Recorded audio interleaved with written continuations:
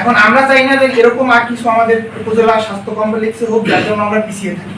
ঠিক আছে, এর জন্য আমরা 48 ঘন্টার একটা আলটিমেটাম দিতে চাই, যে যার ভিতরে তাকে অপসারণের ব্যবস্থা আপনি করবেন বা আপনার মাধ্যমে। ঠিক আছে, যদি না হয় ইউনো স্যারের বরাবর করেছেন মাধ্যম সিভিল সার্জন, তবে এই কাজটা মূলত করবেন হচ্ছে সিভিল সার্জন।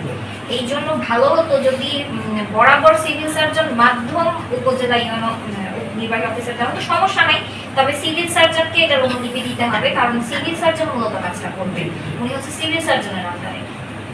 ঠিক আছে, আপনি যদি সিভিল সার্জনের আন্ডারে, আমরা হয়তো বা সেই পর্যন্ত নাও পৌঁছাইতে পারি, যদি না হয় আমরা মানববন্ধন বা পরবর্তী যে কোনো কার্যক্রম আমরা আমার মনে হয় যে আপনারা এই স্মারকলিপির একটা কপি সিভিল সার্জন দিবেন, যেহেতু আপনাদের দাবিটা মূলত বাস্তবায়ন করবে সিভিল সার্জন। আচ্ছা, আমরা এটা পাঠিয়ে দিলাম, আপনিও তার আপনার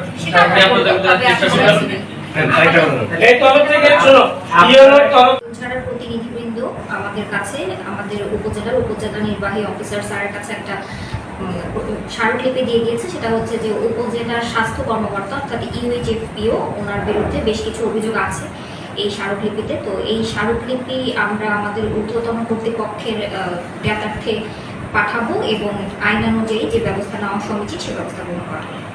ম্যাডাম, স্মারকলিপি পেশ করেছি কাগজধারার কিছু শিক্ষার্থীরা, যে আমাদের সরকারি গইলা হাসপাতালের একজন ডাক্তারের ব্যাপারে, তার নাম হচ্ছে ডাক্তার বখতিয়ার আল মামুন। তো তার বিভিন্ন রকমের অপকর্ম দুর্নীতির শিকার আমরা গইলা আগলঝাড়াবাসী, সেই জন্য আজকে ছাত্র সমাজের পক্ষ থেকে আমরা একটা স্মারকলিপি পেশ করেছি।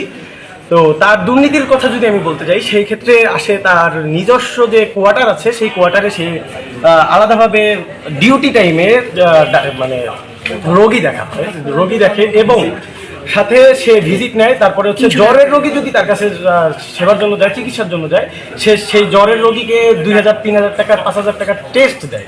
টেস্ট দিয়ে বিভিন্ন ক্লিনিকে পাঠায়, যেখানে আমাদের হাসপাতালে নিজস্ব টেস্টের ব্যবস্থা আছে, তবুও সে হচ্ছে বিভিন্ন ক্লিনিকের রেফারেন্স দিয়ে নিজে পাঠায় সিগনেচার করে, যার মাধ্যমে সে একটা পার্সেন্টেজ পায়।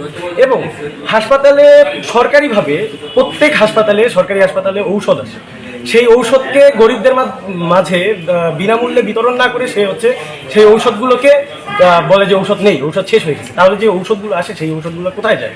এবং বিভিন্ন ভালো ভালো ডাক্তার, ভালো মানের